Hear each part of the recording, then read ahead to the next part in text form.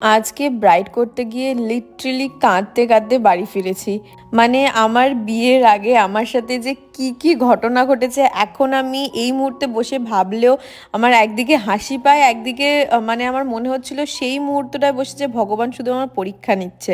তার আগে বলে দিই, আজকে ডেট হচ্ছে 12ই ডিসেম্বর, আর আজকে আমার দুটো ব্রাইডাল লুক ছিল। এটা হচ্ছে আমার ফার্স্ট ব্রাইডের ফাইনাল লুক। কেমন লাগলো অবশ্যই জানিও। আর দিদির ভাত কাপড়ের দায়িত্বের সময় প্রফেশনাল না, একটা নর্মাল ক্রিম পাউডার দিয়ে ক্রিম করাই ছিল। তার উপরে যতটা পেরেছি আমি চেষ্টা করেছি যাতে বোঝা একদমই না যায়, কারণ হেয়ারটা ওয়াশও করা ছিল না। আশা করছি বোঝাও যাচ্ছে না। ফাইনাল তো তোমরা জানাবে কেমন লাগলো তোমাদের। দেখো, আমরা যে প্রফেশনাল জিনিস ইউজ করি সেগুলোর অনেক কারণ আছে। যেমন আমরা ক্রিম যখন করি এটা ভলিউমেও আসে, কিন্তু খুব ক্রিম পাউডারটা বোঝা যায় না, যাতে চুলটা খুব মেসড আপ না হয়ে যায়। তো এই ছোট ছোট বিষয়গুলো আমাদের ম্যানেজ করতে হয় সব ক্ষেত্রেই, বিশেষ করে রিয়েল ব্রাইড ক্ষেত্রে। আর কতটা কি করতে পেরেছি সেটা তোমরা ফিডব্যাক দেবে। কেমন লাগলো বলো এই লুকটা? আজকে লুকটাও খুব ভালো হয়েছে। আমি 3 দিন 3টে লুক পেয়েছি রিমার থেকে। Thank you so much Rima. ঠিক আছে, পছন্দ হয়েছে? একদম সাজেস্ট করবে ব্রাইডদের? অবশ্যই, একদম চোখ বন্ধ করে ভরসা করতে পারো। হেয়ারটা কেমন লাগলো? ভালো ভালো হয়েছে। যেটা নিয়ে তুমি বেশি ভয় পাচ্ছিলে যে কেমন কি হবে না হবে, ঠিকঠাক আছে? ঠিক আছে, ভীষণ মিষ্টি লাগছে। চলো টাটা, তোমরা জানিও কেমন লাগলো।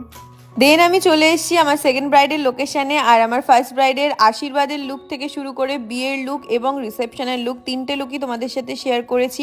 তোমাদের কেমন লাগলো লুকগুলো অবশ্যই জানিও। আর এখানে দেখো, হাতে এত কিছু নিয়ে যাচ্ছিলাম, মানে আমি যে প্রথমে বললাম কাঁদতে কাঁদতে বাড়ি এসেছি, লিটারেলি সেদিনকে কাঁদতে কাঁদতে আমি বাড়ি এসেছিলাম। মানে কি করব আমার একটা সময় কিছু মাথায় ঢুকছিল না। আমি ব্রাইডকেও বলছিলাম, তারা অবভিয়াসলি ব্রাইড তার স্পেশাল দিনে অনেক ব্যস্ত থাকবে, কিন্তু আমি লাস্টে কি করবো আমি বুঝতে পারছিলাম না। দেখো, আমার হাতে ট্রলি অনেক কিছু থাকে এই সব নিয়ে, দেন কাবেরী দি বা যেই আমার অ্যাসিস্ট্যান্টরা যাক না কেন তাদের হাতেও কিছু না কিছু থাকে। আর আমি না এই সব করতে গিয়ে গাড়ির মধ্যে চাবি রেখে ভুলে চলে গিয়েছিলাম। আর এখানে আমি ব্রাইডকে খুঁজি যে ব্রাইড কোন ঘরে আছে, কারণ ওখানে কেউ ছিল না আমি কাউকে জিজ্ঞাসা করার মতো। তো এই ঘরে আমি কিছু না পেয়ে জিজ্ঞাসা করলাম, দেন নিচে আমি ব্রাইডকে ফাইনালি খুঁজে পেয়েছি। তখনও আমি জানতাম না যে আমার গাড়ির চাবিটা আমার কাছে নেই। আমি বেশ মজার সমেত মানে ব্রাইডকে রেডি করেছি, ব্রাইডের যাকে রেডি করেছি, যখন ফটো সমস্ত কিছু তুলেছি, রিভিউ নিয়েছি, সব কিছু করার পর যখন বাড়ি আসব তখন আমার গাড়ির চাবি আমি খুঁজে পাচ্ছি না। মানে আমি গেছি 5টার একটু আগে, কি হালকা 5-10 মিনিট এদিক ওদিক, আমার এক্স্যাক্ট টাইমটা মনে নেই। মানে তখন থেকে আমি দুটো লুক কমপ্লিট করেছি, ফটো তুলেছি, তারপরেও আমি প্রায় 10বার শুধু বিয়ে বাড়ি ঘুরেছি যে আমার চাবি কোথায় পড়ে গেছে।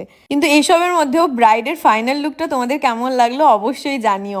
দেখো, পুরো গল্পটা বলি। আমার মেহেন্দির ঠিক আগের দিন ছিল 12 তারিখ, অ্যান্ড দুটো ব্রাইডের সাথেই আমার পার্টি মেকআপও ছিল, মানে 3টে টোটাল পার্টি মেকআপ ছিল।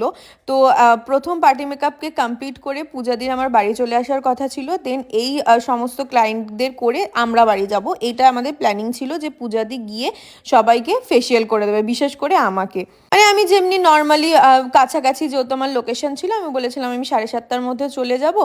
এখানে আমি লিটারেলি বিয়ে বাড়ি বসেছিলাম 8:30 থেকে 8:45 অবধি, তখনও অবধি আমি গাড়ির চাবি খুঁজে পাইনি। লুকটা দেখিয়ে দিই, বলো অনন্যা কেমন লাগলো?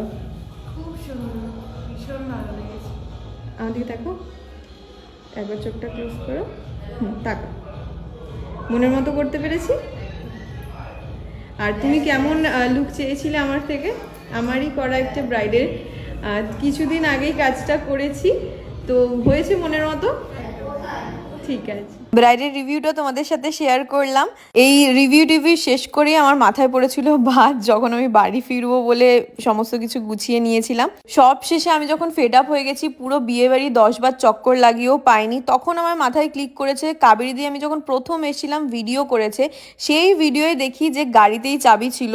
তো আমি সোজা যাই যারা ভবনে টেক কেয়ার করে তাদের কাছে, আর তাদের কাছেই ছিল। তো জেঠুটিকে আমি একবার জাস্ট বলি যে যেহেতু আমি যখন এসেছিলাম কেউ ছিল না, একবার নাম্বার যদি আপনি কাউকে দিয়ে বলে পাঠাতেন, যেহেতু ভবনের সামনে আমার স্কুটিটা রাখা ছিল, তো এতটা মানে আমার এত ভয় লেগে গিয়েছিল সেদিন, আমি বলে সিরিয়াসলি বোঝাতে পারবো না।